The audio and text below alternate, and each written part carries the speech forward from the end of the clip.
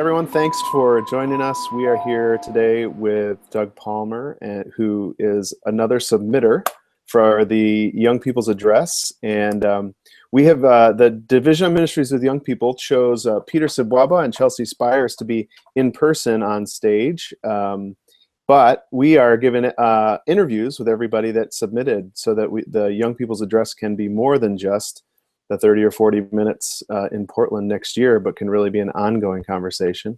So Doug, thanks for being with us. And yeah. I wonder if you would give everybody just a sense of kind of where you're coming from in connection with the Methodist Church and Young People's Ministries. Yeah, awesome. I'm from Longs Peak United Methodist Church in Longmont, Colorado, as part of the Rocky Mountain Annual Conference. Grew up there, was baptized there, confirmed there, and spent my entire teenage years and childhood years at that church.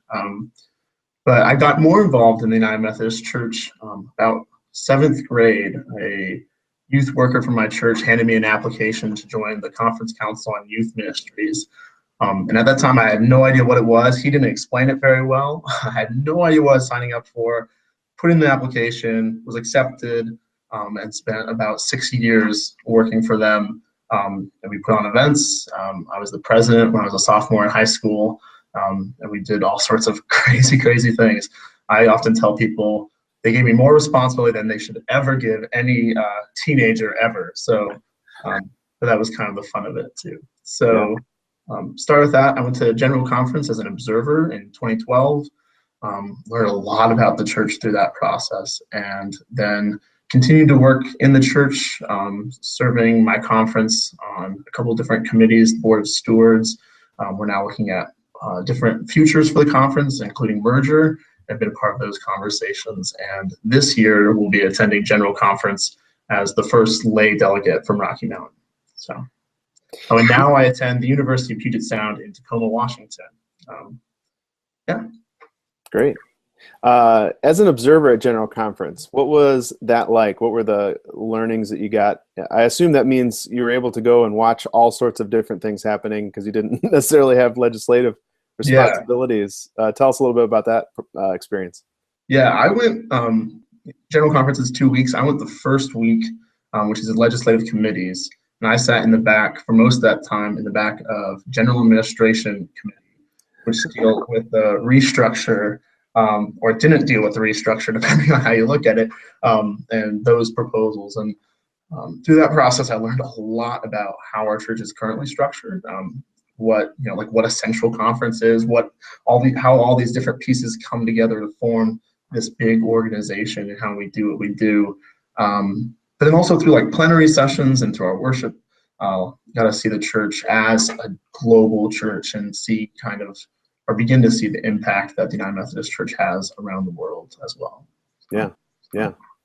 This is probably something that you saw, perhaps, in previous General Conferences, and with just a little bit of change in kind of format of how we're inviting submissions and everything. It's standing in that tradition. And tell us a little bit about the thoughts that you shared in your response to our focus questions. A few things stood out, certainly on our end, your experience throughout the connection, particularly in the work with Journey to the Table, but also your ability to highlight some of the marginalization that young people experience within the church. Could you talk a little bit about your submission and what you'd like to lift out for people from that? Yeah, my submission, I just wrote a submission in, but it talked about needing to tell the church about the true story that young people face in the church. There's so many wonderful stories to tell about young people going on mission trips, about young people taking part in community service and learning and growing, and the amount of vitality that we see in young people is a great story. It is definitely a story that needs to be told. However, there's also, I view, a problem in the church about about silencing young people's voices. I think that young people's voices are extraordinarily important. I've gone to the Global Young People's Convocation and met with young people from around the United Methodist Connection. And there are some amazing leaders in our church, some amazing people doing some amazing work. but oftentimes we don't fully allow that voice to the table. And I definitely felt in my work, and I've seen it play out, of how hard it is to have young voices represented at the table. And we love to give young people roles and responsibilities dealing directly with young people, and that's great. But young people want to be involved with the rest of it. As boring as it sounds, they want to work through church structure. They want to be a part of more than just their own little sphere. And I think it's extraordinarily important for the future of the Methodist Church to find a way to bring that voice in, and for us to connect together across generation gaps about where the future of the church needs to be going and what type of things need to be happening. Specifically, I've seen this in not being able to get meetings for conferences and district meetings to happen during times that school's not happening. Young people are required, usually by law, to be in class most of the day, and that's when most of these meetings happen, and that makes it extraordinarily difficult for young people's voices to be heard. But I think there's other ways that we see this as well, of not making young people a focus. And not that it needs to be a direct focus, but I think that there's more we can be doing to help young people, help the rest of the church make disciples of Jesus Christ for the transformation of the world. In the piece that you sent in, you mentioned one example of small group programming as reported to GCF&A. Over almost 3 million small group programs reported, only 200,000 geared toward young adults. Does that exemplify other ways that you've seen young adults not sought out as kind of the core of, or as a core part of the community? Yeah, well, I am 20 years old now. I'm a sophomore in college, and it was a weird moment moving over from youth into a young adult. And there's definitely this gap, and there's definitely this moment where nothing really connects directly with you. You're no longer a youth. You no longer are a part of all the crazy, cool things that we do in youth ministry. But you also don't really recognize with, adults. I'm not really ready to, have coffee in the morning with the United Methodist men on Wednesdays yet. So there's this early in the morning too. Yeah, exactly. So there's this place where I think a lot of young people connect with, not having a group to call your own, and not having a group that can deal with issues that are directly related to young people. And I think that's also even more so the case if you are a young adult who doesn't decide to go to college, and you decide to either go to technical school, community college, or the service, into the Army or something like that. You really can feel isolated. And I'm lucky enough, I go to a university, and there's Christian groups on campus. There's a couple of United Methodist churches around town that I can get connected with.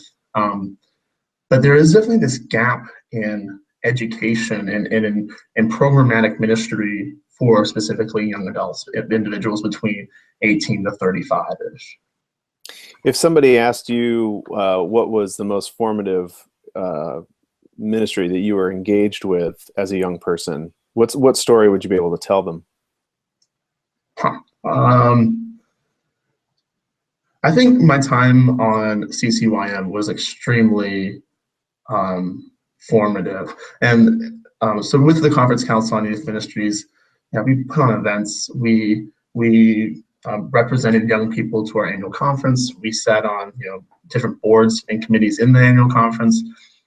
And because of that, I was able to do real work, and have real responsibilities, and do things that made an impact in people's lives, really. And that was extraordinarily valuable to get to have that responsibility and take action and do stuff. While at the same time, meet people, really, really, really cool people from across my conference, from across the connection. And so I got to grow kind of professionally in that direction, but also my faith was able to grow a lot because I spent a lot of time in conversation around theology or around scripture with different people, and different people, not just my church, but through my conference and around the world, which was amazing. And so I think that experience was formative, yeah, in a lot of different ways. Well, it sounds like also a good example of how what could look like just one more committee of the bureaucracy becomes kind of a means of grace, a community that is pursuing some things together. You were at the Global Convocation in the Philippines. Yeah. Yes, it was. What was that experience like for you? Oh, it was wild, and it sometimes feels like it wasn't a real thing that happened. It was interesting. The night we flew in a little bit early, so we had a day in Tagaytay to just hang out, enjoy the Philippines for a day or so. And then that night, the storm hit. And between the time that I went to sleep and about 4 a.m. when we were all woken up to seek shelter, tons of people had come in from all around the world, literally, into our building. And so all of a sudden at 4 a.m., we were all huddled in this basement, and there were people there from all throughout Africa, and there was throughout Germany and Europe and the United States. And it was interesting to have some of my first connections with like a friend of mine from Russia to be about how do we barricade these doors so that they don't fly in and kill us, So it was just really bizarre, which is kind of hyperbole, and I don't think there was that much danger to us. But and I think what was cool about that is it made us bond like nothing else. And so then when me and that same guy from Russia, or other people that I had connected with through this experience of surviving a typhoon, had to get to the floor of legislation and talk about homosexuality, and we had very, very different views on that. We could much more easily, I think, accept each other with grace and hear what other people's opinions were, and accept that and be okay with that, which I think was, in the end, it turned out to be a really beautiful thing. And I think definitely the best thing to come out of Global Young People's Convocation that summer was the statement we made on the last night, that we as a community of young people around the world do not want to see the church split or move away from each other around hard issues such as our debate around homosexuality, and which was powerful, which was a really, just amazing moment of that conference. Yeah. Does it bring up any particular preference for any particular non-lethal minor natural disaster to hit Portland that you might, if you had to choose one? I don't know. I think your biggest concern with Portland is just rain and like seasonal depression. So oh, there you go. From my experience living now in Tacoma, so I think you should be relatively safe, though. Sure. But if everybody's feeling down, we can hug each other, and maybe our conversation the next day will be better, right? Yeah, totally. Deep conversations about tough topics. Do you believe young people have a way to model those conversations that the rest of the church could learn from? Yeah, I wouldn't say that young people always do it correctly. I remember there's kind of this thought that's a wrong thought, that young people always agree, that we're a homogenous group that all is on the same things. We're all very progressive relative to the rest of the church and stuff. And that's definitely not the case. Young people disagree on every issue that everyone else disagrees about in the church. I think it's something that we're continuing to work out, just like every other part of the church and a part of the world, really. And there was definitely times at GYPCLA that individuals fought aggressively against each other, and it was not a pretty way of having a conversation. But I think there was also times where we could recognize each other as humans that care about this topic and go beyond just hate or a response to something that we don't like, and actually dive into what matters, and a sense of our humanity. So do you push back against the idea that just bringing young people in will save everything? Everyone, regardless of age, is always moving on to perfection. Yes. Mm-hmm. Yeah, definitely. I think that young people are a key voice that needs to be a part of come to the table and move us forward. But the idea that I know how this whole church should work is absurd. Especially, I'm a white, upper middle class individual who's grown up in the church. Ask me how to reach people of lower class, of lower economic statuses, or people of other diverse communities, or people outside of the church. You know, I'm not really a part of that, and I don't know. And I mean, that's something I would love to learn more about, but you need to have other voices brought to the table with that too. Yeah. So we were asking everyone, giving you a chance to imagine if you were on stage on May 14th of 2016 in Portland, giving the address. What's the one thing you want to make sure that you said in front of those delegates at General Conference? So what's exciting about the young people's address is that it happens at the beginning. It's one of the first things that we do in one of our first plenary sessions. So one of the first things that I would say to all the delegates there in Portland is, first off, thank you. Thank you for your time, your commitment to what you're going to be doing throughout this long haul of General Conference. And also, I would ask that let's proceed with grace, and let's, in all the moments that you all and I will disagree over the next however many days we go, maybe be able to see each other as human beings, as our brothers and sisters in Christ, and may we handle those disagreements with a lot of grace, with a lot of love, and may we come out of this with something that we can all love and agree with and use to make disciples of Jesus Christ for the transformation of the world for the next 4 years. Yeah. The other audience that we're hoping to draw in, particularly by sharing all of these thoughts both before and after General Conference, is to say to you all, if you had a platform by which you could address all of the young people in the United Methodist Church, what would be your most important thing to share with youth and young adults across the connection? I think I would tell youth and young adults to get involved and to know that you have an impact and influence beyond your local church, beyond your youth group, beyond the small groups that you're a part of. Know that there is a connection here, and there's individuals across this connection that want to hear from you, that are excited to be in ministry with you and alongside of you, and are excited to support you in ministry. So connect with us, get to know the rest of the United Methodist Church, know what we have to offer, and don't be afraid to share your opinions, to share your voice, and to make real change happen. So Doug, you are a person that comes from the Pacific Northwest, yes? Well, I'm from Colorado. I've now lived about almost 2 years in the Pacific Northwest. Okay. Do you know Portland at all? I've driven through Portland. Okay. I was going to ask for what are those special places outside of the convention center where you'd encourage people to go and have good conversations together. I guess we'll have to figure that out together. I think we'll have to figure that out together. I know that one of the staples of the Pacific Northwest is McMinimans, and I know that there's one in Portland. There are these restaurants where they've created old historic landmarks into really great, awesome restaurants. So if you get a chance, go to a McMinimans out there. All right, that sounds good. My favorite story from Tampa, was when the gelato place had to close because the Methodists ate all the gelato by midweek. The first week, I think. I ate at that gelato stand. I remember a moment sitting there in the community, like, I cannot stand this any longer. I'm eating. Just go. For anybody that might be going to a general conference for the first time, you've been as an observer, you're preparing to go as a delegate. You got your top 5 how do you cope kind of things that you should leave with everybody?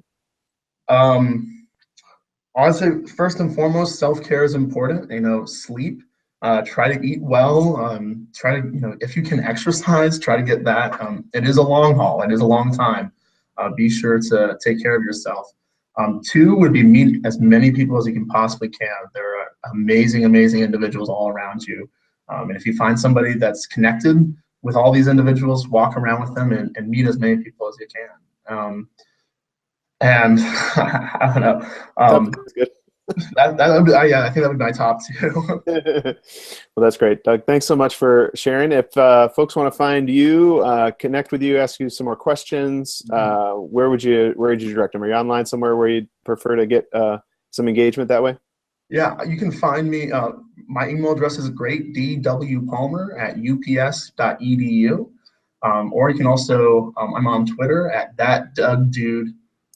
That Doug Dude on Twitter. So. Great. Thanks so much for sharing. Thanks very much Yeah. for being a part of the Young People's Address. And we'll continue to share your and all of our submitters' ideas out there to build this into an ongoing conversation with the church. Thanks, Doug. Yeah. Thank you so much. Good luck on the rest of this.